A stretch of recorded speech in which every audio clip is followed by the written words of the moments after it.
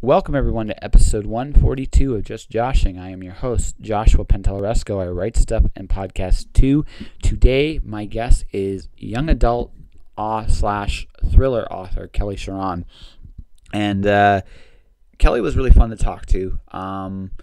This interview was arranged through Creative Edge, and it was a lot of fun. This was my last interview before the surgery, and I thought it. And we had a blast talking. Kelly's got a lot of interesting stuff going on.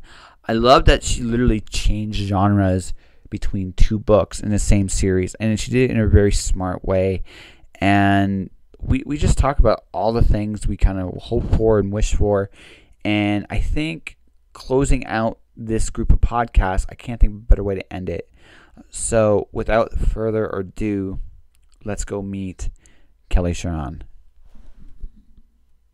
Turn the recorder on, and we can continue our conversation. So anything incriminating you want to say, just make it good. All right. Just because if we're gonna talk crimes, they might as well be good ones. It's just how I look at things. But going off what we were saying off the air, no, I mean we pay prices sometimes for what we do. I'm the kind of guy that was willing to chase my dreams, and I still am, and I will take risks. Sometimes risk a lot of other people won't do. But there is it sounds glorious and adventurous, and it is kind of fun, and it's adventurous, and it's neat because it's not the path necessarily people walk it down, but everybody pays a price, right? And this is my price to pay. And so, and that's the thing, at some point you got to be an adult about this. You go, I did this, I would do it again, but I need to deal with what I need to deal with. Yeah. A little confused though. What did you going there have to do with having your teeth? Because of everything that came after, everything that came afterwards. I was 3,000 miles away from home, and I had to figure out how to survive on my own for the first time in a while. And so what ended up happening I had to do at some parts of that some really extreme stuff to survive. There was one buddy that was trying to get back in shape to join the military, and the hilarious thing was what he was doing to train, I was doing to survive, which I think was which is hilarious. But there's a price. But again, it's a price you pay, right? The body had to. There was a toll, and the toll was on my teeth. Which, when you really sit there and think about that, it could have been a lot worse, right? Absolutely, yeah. Right. So looking like it's one of those things in my life I can look back on and say, would I have done it again? Absolutely. Would I pay that price again? Gladly. But there's that adult part of everything we do. And this is the truth. Doesn't matter what it is that we choose to do in life. There's a price tag that comes with it. There always is. Maybe it's as simple as a decision not being made, or it could be something bigger, right? You have to give something up.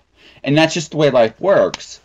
So really the only question that really is mattering is, was it worth it? Would you do it again? And, do you regret it? And the answer to that is, yes, it was worth it. I'd do it again. I really have no regrets. Well, they can't ask for more than that. Well, yeah, that's right? So, and I grant you that might not be your answer to the same situation, but that's the thing, right? I'm sure with you, you've made decisions where you've had to give up something or put something on hold, and they were the right decisions for you at that time, right? And then we'll tell ourselves, yep. Yeah. Yeah. So that's part of the deal, right? We have to, being an adult, I figured out the difference between being a kid and being an adult is really this. A kid can go to their parents and go, hey, fix this, or if I make a bad decision. When you're an adult, you don't have anyone that necessarily can help you fix it, right? It's you've made this choice, now you have to live with it.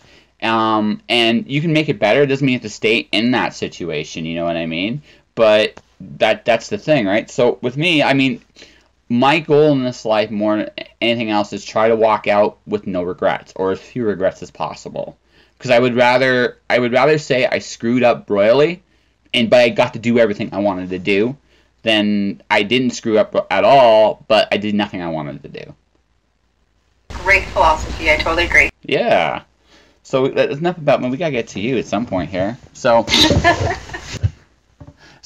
because I'm like, she's not going with the flow here. So we gotta figure this out. So, Going with the flow. Yeah. Well, I'm just thinking. So you are a young adult writer, from what I read. No, I write both. I write young adult and adult. So what do you enjoy more? I'm liking adult right now. Young adult is fun. I did 3 young adult books, and I'm currently writing my second adult book, so I've kind of shifted gears a little bit. So why the change? Honestly, what happened was the first book that I released, Pretty Wicked, when I was shopping that one around, I was at a conference and I was pitching it to a few agents and editors, and a few of them actually said that they would love to see it as an adult book. So I was like, okay, let me think about this, and I did start to write it as an adult book. In the end, I decided I wanted to see the rendition of it that I had originally, the young adult version, and so I took that bit that I started writing as an adult book and made it a sequel, which I found was a natural progression for the story, and it took place 12 years later. So I actually finished that one as a sequel instead of as the replacement for the first book. That's not a bad way of going about it. And I liked adult, and then I was like, oh, I think I like this. I was really intimidated and did not want to write adult. I thought, for a few years I was like, no, can't do it. But then when I did it, I was like, oh, it's not so bad. So what intimidated you about it, if you don't mind my asking? I felt like, I don't know, the voice that I had was very YA, but somehow I found a more adult voice in this book, and it turned out okay, and people seem to be responding to it well, and I'm relieved. Well, no, it's good. I just had this. I'm sorry. This is gonna sound really bad. I just suddenly pictured you as like a kid. Like a kid's like, I don't want to grow up. You know. And maybe I'm not trying to say, because a young adult and adult fiction are very different voices, and there's a lot more complexity in an adult book than there is in a young adult book.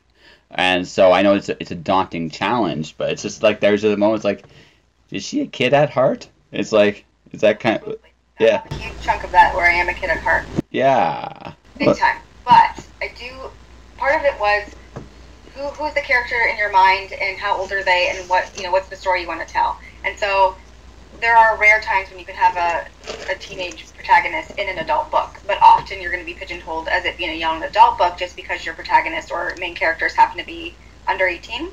Yep. So some of it was just the characters themselves and who they wanted to be, or my setting. And so that would determine if it was an adult book or not. So I've read widely in both, and I love both. But yeah, you can have a little bit more freedom with adult, and you can get away with a lot more. So that's always fun. Absolutely, especially like I'm working on my first novel right now. It's in the edit mode, and it's an adult book, and there are just things I can do in the adult book I cannot do in a kid's book. Absolutely. Yeah, and I'm having a lot more fun with it. And right now I'm actually doing a little research, like literally I'm using the Muppets as a prognostics for this one little scene I'm writing, and I can get away with it. This would work in a young adult book, but it works better as an adult book because you can actually be really trolly in a way that would be too mean. That would be too mean as a kid's book, right? And yes, so I'm doing a Wardolph and the two judges. They were just. Like sometimes they were bad, but when they were good, man, they were really, really good. It's like, wow. So that's where my maturity is today. So, yeah. I'll watch it. No problem. Yeah, exactly. So I guess my question, with you then is, so you're gonna stay in the adult for a while. You're not gonna go back down to young adult, or are you just gonna kind of just write? Like, do you just go with kind of the flow and kind of see where this is gonna take you? No, I think I have two streams that I'm going to continue to pursue. And so the adult is the thriller avenue, and my young adult seems to be urban fantasy. So I feel like I can get away with it because they're different genres and have both of them. So I've not yet released the urban fantasies, but I'm definitely working on and two different series that I've started. So I have one book in each series completed, and yeah, I'll keep going from there. Adult, the new one, like I said, it is a thriller, so I'm going to keep that in the older category. I think the young adults don't really, they're getting into thrillers a little bit more, but the young adult audience is still primarily fantasy and contemporary and things like that. So yeah, I don't think that there's a huge population right now of teens wanting thrillers the way that they want fantasy. No, I think the only way that would actually work, I think, is if it was something that was almost pulpy, like kind of like a superhero kind of concept, or something that's a little bit more that way. You'd have to find you'd have to find that balance there to make it work. But in a couple of years, who knows? The one good thing about today, more than anything else, is right now, like, there's really no rules anymore. Like, with the fact that there's a big indie scene. I don't know what it's like out in BC, but here it's really strong. And the fact that you have a lot of different, like, you can experiment a lot more today, which I think is actually a really cool thing about this day and age. Now, stability isn't what it used to be, but the flip side is a lot more things are possible. So I could see you maybe someday doing something that's a little bit of both. And I do agree with you in terms of the indie and small press area. They're more willing to take a risk. I don't think it's still the same for traditional publishing. No. I'm talking Big Five. They're still very formulaic, and they think they know what they want, and they're looking for that, and that is it. So the risk there, obviously they're not going to want to go in and do something too risky that they're going to feel like they're not going to make their money back or whatever. So I feel like, indie is the way. And that's partly why I did go indie, is because in talking to multiple agents about the book Pretty Wicked, they were really excited for the concept and they loved the voice, but they were like, I can't sell this. It's not quite young adult, and it's not adult. Yeah, exactly. And I have no way to do that. So they're like, you can do it on your own, and I think you should. And so I totally did, because I didn't want to change the story. I tried, and it just didn't feel right. I wasn't going to do it. No. Yeah. Well, it's one of those things where well, it's an interesting thing, because like I think nowadays, I think every author should have an indie series, like honestly, because I think I just did a talk on marketing at IFWA here, and one of the things I point out is more so than our books, we're selling ourselves. Like, it's in some degree, like maybe not like our full personalities, but we put a lot of ourselves into everything we put together, and that's ultimately our product. And so I think right now, with the way things are going as an indie series, I think every author needs to have one, even if it's just like an ebook only kind of series, just something that they're always doing, because you're always out there, even if you're not with the Big Five or you're not with a small press or whatever the case may be. You know what I mean?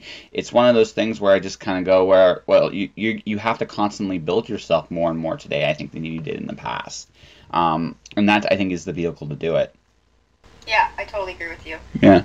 It is definitely a tough market out there, and I think that indies coming out and showing what's possible and showing success that they can have with doing something that's considered outside of the box gives hope for the rest of us, and hopefully traditional publishing will, keep up at a certain point and go, we can try these other things, because there is a market for it. Well, I think they're going to have to eventually, because what's happening is, like, the big bad monster in the room is Amazon in terms of North America. They're the big scary monster, and the reality of the situation is Amazon is taking chunks out of the Big Five. That's one of the reasons why they're scared of taking risk, right? But because their returns, they know they get specific returns from specific specific books. That's why you see these books over and over and over again. But what's happening is, as their market gets smaller, because it is getting smaller, that they're going to want, if they're going to want to get into, like, back to making what they did, they're going to have to take some chances sooner or later. They just have to, if they want to stay alive or current or cognizant or whatever, because what will end up happening if they don't is there might come a point where they go to you, hey, Kelly, we love this series and we want to buy it, and you will legitimately go to them. I can't do it. This costs me too much money. Yeah. That is a weird spot they're in. I think they're in right now, but that's where it's headed. Mm-hmm. And back to your point that you said you think every author should have an indie series. How cool would that be to see a lot of the popular, huge, Big Five, if they had no restraints and they could just do what they wanted? I'm really curious to see what that would look Well, like. well, like I said, we're heading to more like one of the things I dabbled in publicity about 2 years ago before this year, and me making decisions to take care of myself a little bit more this year. And one of the things I really discovered about the writing market is the writing market is really just there's two markets in writing. There's the big mega markets where Stephen King, J.K. Rowling, the big names make their money, right? Or there's your niche, whatever your niche market is, right? And the name you make for yourself in those niches is what draws those particular readers to you. Now that niche can be 100 people or 1,000 people, but it really doesn't matter. That's where a lot of authors are carving their livings now, is in those hundreds to thousands of readers that are investing in them. I look at something like Kickstarter, right? Kickstarter is a huge publishing stream. A buddy of mine literally just raised 18 grand in 2 days. Wow. Yeah. Do you mind me asking if it was for a film or for a book? It was for a book, comic book. Yeah. Amazing. Good for him. Yeah, it was a comic book. So he's been building his name for a long time. You must have a huge following, because people aren't going to donate unless they know a bit about. Well, yeah, but he's been carving his niche for a long time, right? So what's happening now is he's getting the benefit because he's done good work for so long, right? So people are investing in him because he's just kept at it for so many years. So yeah, I mean, and that's the thing, right? That's why I go back to niche or mega. Everybody's got their niche, right? So whatever your niche is, you cultivate that niche, and you just keep producing, right? Now, I can't promise you you're going to make what he just did, or anything. There's no guarantees in this life, but what tends to happen, I find, is when you do stuff like this, right? You'll find that you will develop an audience. Now, again, how big, I can't say for sure, but Kelly Charron will be, a household name to a particular niche, and that's not a terrible thing. No, I am definitely noticing the niche aspect of what I write a lot more. Mm-hmm. I've been seeing some signings at chapters in Indigo in the Lower Mainland, British Columbia here, and it's so funny. I knew what I was writing was polarizing, but it is even more so than I even pictured. I thought, okay, this is a thriller, but there's a subgenre of thriller where it's a serial killer thriller, and that stops people a little bit more than you would think. So it's one thing to have a thriller where you're, the gone girl on the train, something like that, but then when you narrow it down further, then you can, you either some readers there, or you really gain that person that's like, yes, that's what I want. So yeah, no, that's it. I mean, just think, there is a genre out there for steampunk zombie penguins. I'm sure somewhere out there over the rainbow, there's that niche somewhere, and someone will write that book, right? And that person will go, yes. But that's where we're at today, right? It's no longer about. I don't get me wrong. Like a bestseller list is great. Awards are nice, but it's not about that. It's like, okay, like here, my books are epic poetry / graphic novel / young adult. That's my first series. That right. That is a very specific niche, and it's unique and it's different. And then my next books are I guess sci-fi pulp, right? It's like Indiana Jones meets the Matrix, which is a very other different niche, right? And then I'm doing a comic book where stick figures are revolting against me. So that's that. So, but that's who I am as a creator. I like doing these off the wall takes on things. So I might only have 5 readers, but they're going to be an amazingly loyal 5 readers. You know what I mean? Yeah. You know what I mean? But that way to look at it, yeah. Yeah, but that's what we do. Like what we're doing today is we have the ability now, because I tend to look at books today almost like cells dividing. There's just so many niches, there's so many genres, there's so many possibilities out there now that when you sit there and think about your book and how you're going to market your book, I mean, almost the first thing is, what's my niche? And then who are those readers? I mean, that's more important than the book itself in terms of marketing, and I think that's an interestingly strange time. You know what I mean? Yeah, I've heard that saying before of like, find where your readers are. And I'm still trying to figure that out. Go where your readers are. I'm like, where are you exactly? So yeah, if I can figure that out, then we'll be better off. It's called the Goodreads Crusade. You go on Goodreads, and you go on and it's like, I write this, and is there a group for this? Yes! Hi! My name is Kelly, and this book is awesome, and you should look at it. There you go. Yeah, see, there you go. And, I'm people by doing neck alleys a few times. I don't know if you know what that is. No. So neck alley is basically is for bloggers and reviewers to their join, and you put your book out there, and you're like they basically can assign how many book bloggers that you want. It can be hundreds, whatever. You can get a copy of your ebook for free. They read it and they do either a blog review or reviews on Amazon or Goodreads and things like that, and you get some publicity for your book. So getting in the hands of obviously bloggers and reviewers is always good, because if they love that genre, then they're going to have a following of people that also love that genre. Exactly. So I try to do that, and I have had some success with it.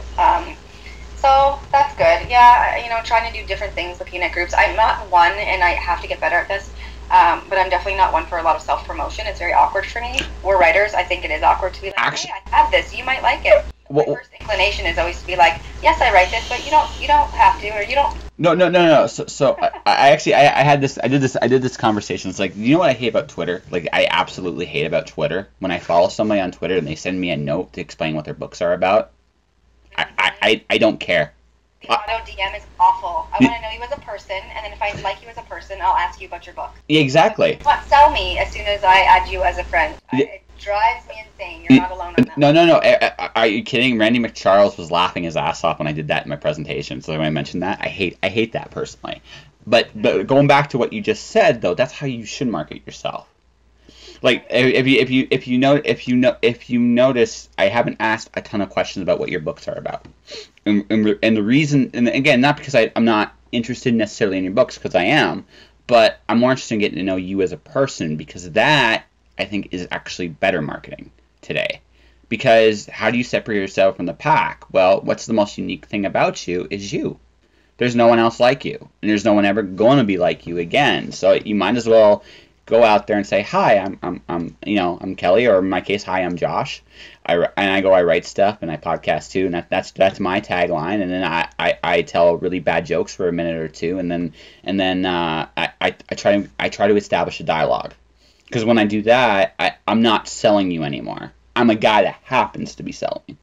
Does that make sense? It totally makes sense. I had this conversation the other day. It was a radio interview. We were talking about that very same thing, and how as soon as somebody comes to know you as a person, they look at you as a person and not just like this entity or this sales person, then it's like, oh, I can relate to you on a certain level, and I might actually like who you are, and I want to support you because of who you are, not necessarily even because of what you have.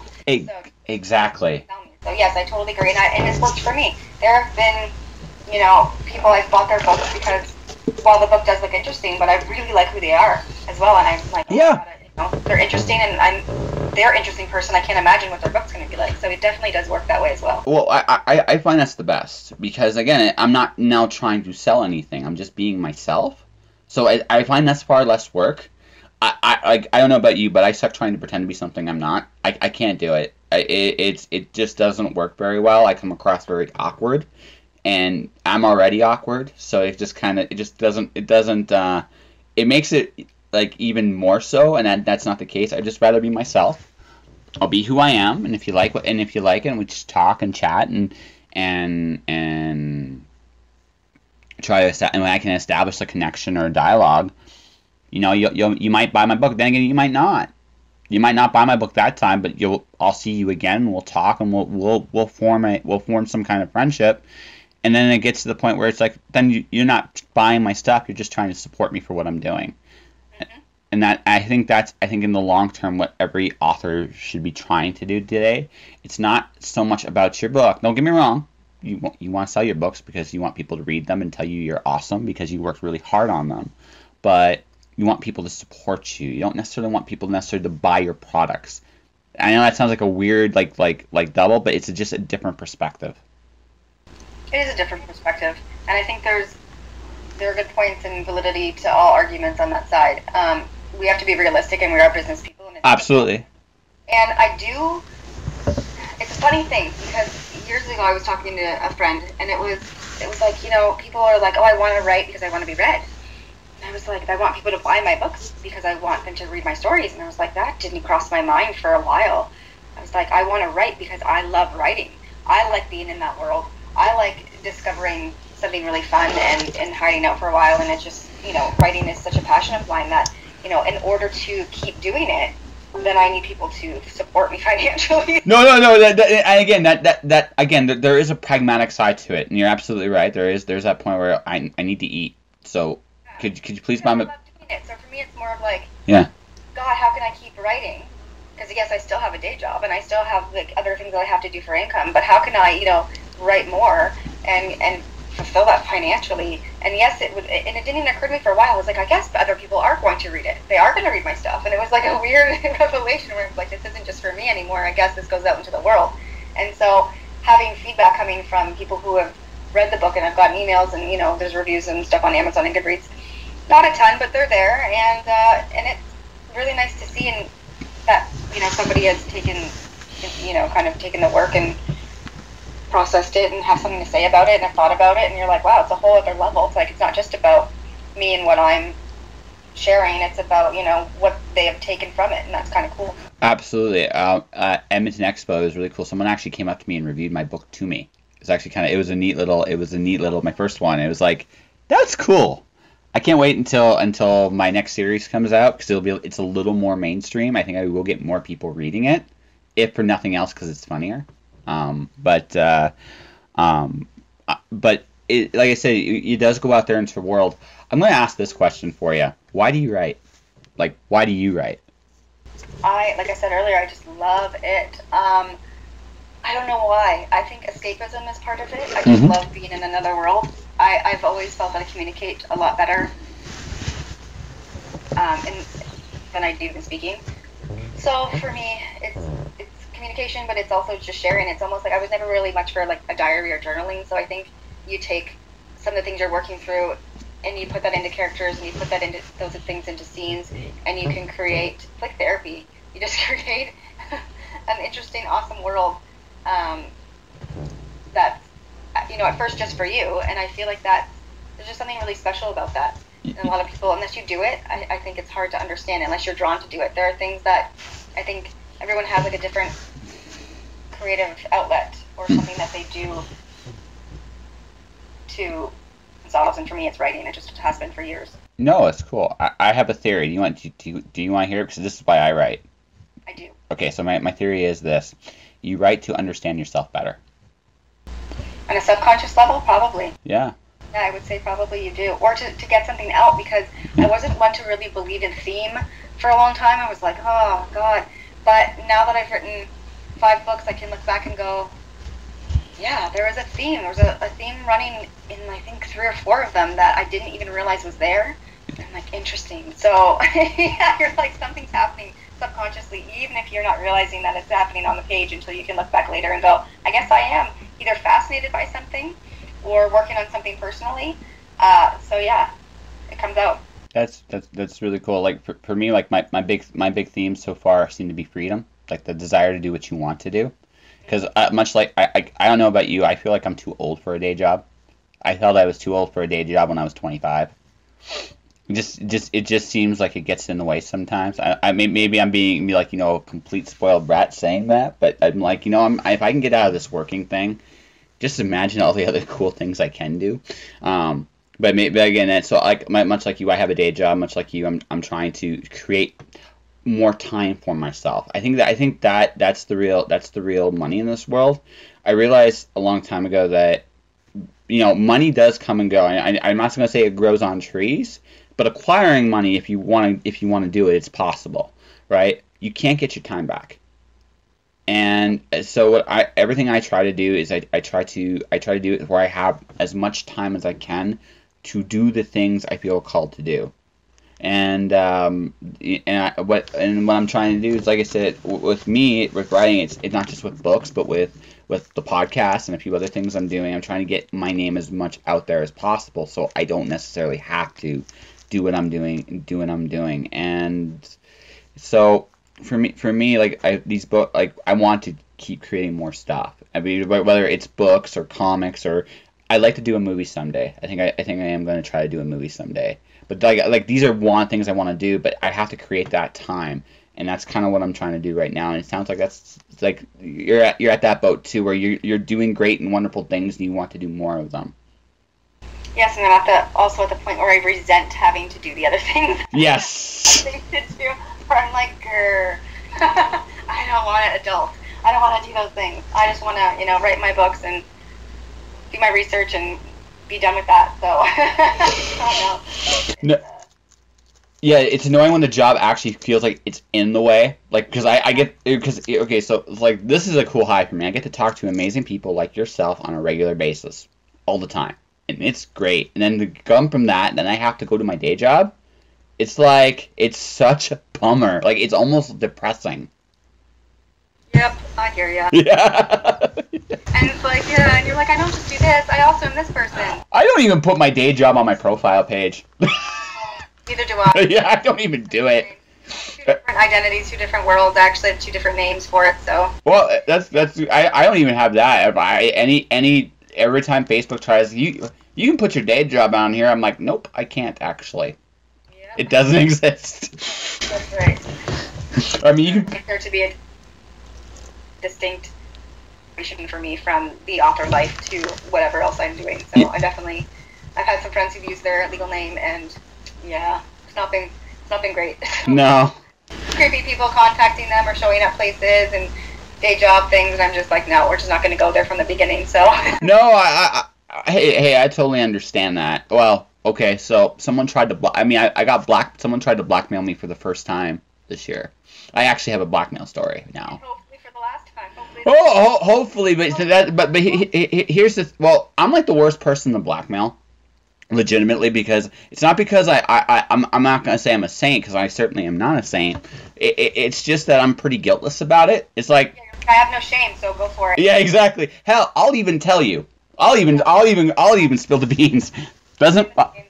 Yeah, I find that makes you pretty blackmail proof. It's kind of hard to put something over you when you have nothing to lose. And so they found out about that very, very quickly.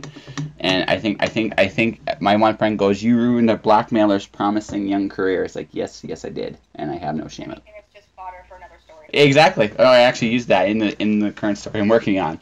So yeah, it's just one of those things where it's just like that's life. Like, I expect that as I become more famous, I'm going to probably at some point get stalked. I'm actually expecting a dick pic, because what the fuck? I mean, everybody else seems to get one, I know, so I'm sure it's gonna be my turn at some point. And but it's come true. You what? I said I hope your dreams come true. Yeah, I hope your dreams come true. Yeah, that's it. I just want a stalker to prove that I'm someone. Exactly. No, I just realized that this is part of the price I'm paying. Like, going back to what we said at the very beginning, we're choosing a road that becoming successful means we're going to acquire fame. And fame has one use, and only one use only, and that is to acquire more money, so you have more time to do the things you need to do. So what's going to happen there is the moment that starts becoming a norm, you're going to get everybody in the known universe after you. It's just the way it works, right? It's just the price of fame, right? So I just accept that now, because it's like, okay, this is probably at some point going to happen. Do I want this to happen? No. I don't think anybody does. But I can accept the fact that fame is going to come with its virtues and its problems. Much like everything else. And that'll be now, again, if I was, married with kids, I probably would have a very different attitude about it. But I'm single. I'm like, the very worst thing I can do is the worst thing about it is I'm going to probably it'll isolate me more, which I'm not entirely a fan of, but I sincerely hope I don't become Stephen King famous, Because that's I mean, on the one hand, all his problems financially are solved. On the other hand, he can't go to the grocery store. I'm with you completely. That's what I said to my husband before too. I said I would love to have great success, but have everyone leave me alone when it comes to like nobody cares to go through, like I'm not J.K. Rowling, no one's going through my garbage to see what they can grab. You know what I mean? You don't want that kind of like you can't walk around your neighborhood or you can't whatever. So to have, you know, where like name recognition where people know the name but they don't necessarily know the face and will go, oh, hey, you're holding an avocado and I know who you are, like Stephen King would be, you know? So yeah, no, understand and agree wholeheartedly. Yeah. The only downside to the going down this path is you can't control how much fame you're gonna get. Like you might just explode one day, and that's like Rowling exploded. It was just one of those situations where it went above and beyond anything that was conceived of at the time, and you know, and it will happen again at some point in life too. It's just how it works out. Someone's gonna win that kind of lottery, and when it happens, right, it might happen to you.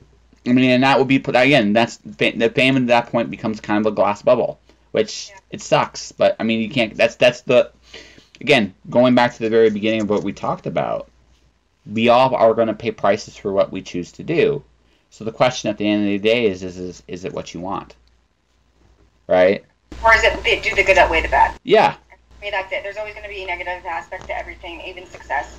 And you know, you got to look at what's going to outweigh it. And for me, still being able to get my stories out there and still being able to write and do this for a living and have an income that supports me is going to outweigh if somebody, you know, picks through your trash every once in a while. Yeah, or go through weird things and takes a picture of me from somewhere with one of those telephoto lenses, whatever it is.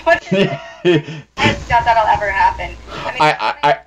I sincerely hope it doesn't, because that's creepy, you know.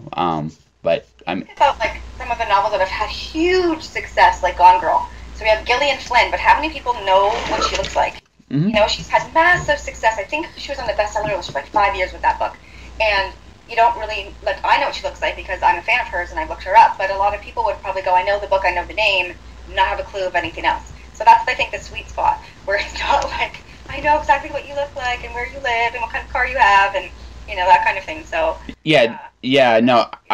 I got you. It's just one of those things where, like I said, it's one of those things where you have to just look at the fact that, you know, there's gonna be some good, there's gonna be some bad, but you know, the good's gonna outweigh the bad with you, which is you're gonna be writing books. I'm gonna ask this. So, would you love your books to be made into movies someday? Heck yeah, I would love that. And I know everyone says this because their books are their babies and they've put their heart and soul into them, but I really do feel like my book is written in a cinematic way and would be awesome on film because it's creepy, you know. I know you said you don't want to get into what the book's about, but it's we have a 15-year-old cute, blonde, perky cheerleader who's a serial killer. Like, who wouldn't want to watch that? Come on. So I think it's just, you know, it would be, I think, fun for a TV series, and I've had some awesome, lovely readers who have said the same thing to me, so I feel like, and they're strangers, they're not friends of family or my mother or anything, so I feel like, okay, there's something there. Something my mother. Like, that's a visual kind of reaction, so, you know. Well, it's funny you mention that, because I have found that my friends are the people least likely to talk about my books. I have found it has not gone it doesn't go like I have some of my closest friends don't even go like, your books are not for me, and I'm like, that's okay, I can respect that. So I mean, I've been fortunate, like when I do get comments about my books, they're generally by strangers, right, or by my other writing friends, you know. They don't trust the opinion of anybody that knows me. Yes. I'm like, you're all biased, and I appreciate it, but it means nothing. Yes. Nothing. A stranger somewhere across the globe who has an opinion, then I'll maybe consider it, right? Yeah. If it's a bad opinion, though, do you pay attention to it, or are you mature enough to actually just let that go? Oh, I let it go. I've had some people obviously not like things that I've done, and I just have to look at it like this. I don't love everything that I've read. Not everything is for everyone, and everything is subjective. Art is subjective. So those are going to be people out there that get what I'm trying to do and are on board, and that's awesome. And if people don't, then that's okay too. Like I said, I don't love everything, and don't connect to everything, and we can all walk into a bookstore and read the backs of 50 different books and maybe buy one, Yep. one that stands out. So it's fine. Yeah, it's all good. I want to be like, it's so great, but in the end, you can't please everybody. No, and you're not supposed to. You're just supposed to please, hopefully, yourself and the people that respect who you are. That's right. Well, Miss Kelly, I think we have a decent interview here. I don't know about you. I think I'm happy. Thank you so much. Appreciate it. Yeah, so I want you to do me a solid before we wrap this up.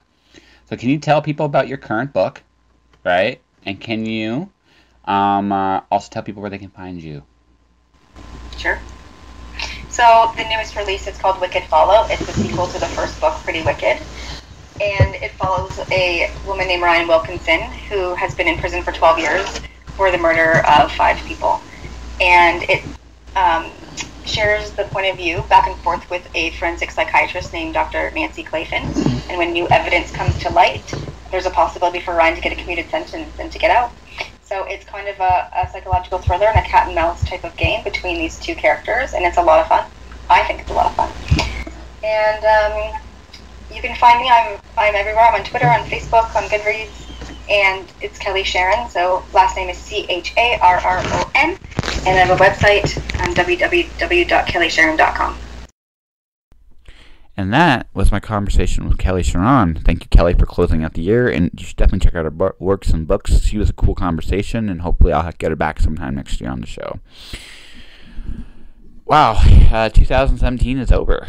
I got a lot of things I kind of want to say. If you want to skip to the end, skip to the end. It's all cool. This isn't going to be like a support my stuff kind of deal as much. Next year, that's going to change a little bit. A couple things I want to just say here. The podcast is going to be officially on hiatus after episode 145. I'm going to try to get 3 more interviews up before the year's out. Before I go to Mexico, I'm going to Mexico January 11th to work on my teeth. With the GoFundMe, wow, I got a lot of support, and from all kinds of places, which is really, really cool. Every single person that donated, contributed to this, thank you. What's going to happen next is going to depend on what they say down there. I'm going to tell you this right now. The one thing I'm a little unsure of, I saved my top teeth. I'm not gung-ho about getting rid of them. But on the other hand, too, I'm open to. Like, I'm not gonna fight it if for the long term it's better. But if I can keep as many real teeth as possible, I'm going to do that. Beyond that, though, I'm going to have a really good start to the next step. Like I said, I don't expect this to be my last trip to Mexico to fix my teeth. The next one won't be as big or dramatic or any of that stuff. It's just going to probably be like just a progression. And that's fun. That's exactly what it needs to be. But I did want to say here to each and every person that has donated and definitely exceeded all my expectations, thank you very, very much.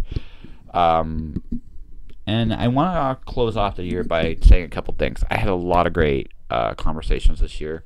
It's easy, I think, when you look at Facebook, Twitter, or anything else, that there are a lot of terrible things that seem to be going on all the time. But I kind of want to leave this year on this note. There are a lot of great things, a lot of great people out there. And one of the things I feel very fortunate with doing a podcast like this is I get to have great conversations with really amazing people, whether it's Riley Rossmo, whether it's Adam Dries, whether it's Miranda Krogstad, who makes me smile just how she approaches things, whether it's Lori Zotman, who that's going to be episode 145. I figured that's the perfect way to go on hiatus with the podcast for a while, because she's amazing, and she really, really is. I was truly impressed. People like Ron Friedman, a lot of fun. People like Randy McCharles, a lot of fun. I have been very fortunate that I've talked to some big names, some small names. I've talked to politicians this year, which is something I never expected to do. I've been doing, just a lot of different things. And it's a magical world out there. It really is. It's strange. It's wonderful. It's It's nothing like I ever expected, and honestly, I like it like that. And I think we ignore, I think more often than not, just there's all kinds of good things that happen all the time. You just have to look around and see them. I mean, the world is what you look for. And I'm reminded of this more and more every year. We always, at the end of the day, get what we want. We do. Whether we realize it or not, we tend to move towards the things we want in life. So my caution / hope is that you get it. Really think about what your actions and inactions, maybe more importantly, get you. Because those tell me more about you than anything else. All right. But finally, yeah, I'm glad to wait till next year. Like, next year is going to be a big year of changes for me. This is just the beginning. Lots of cool things are happening. But yeah, to each and every one of you, stay inspired. Keep going. Whatever it is you want in this life that you feel is worthwhile, don't ever stop going for it. Learn from your mistakes, evolve, adapt, but also don't quit. Just whatever you do, don't quit. Keep going for what you want, and magic will happen. I promise you that. All right, guys. Happy New Year. I'll see you on the other side. Josh.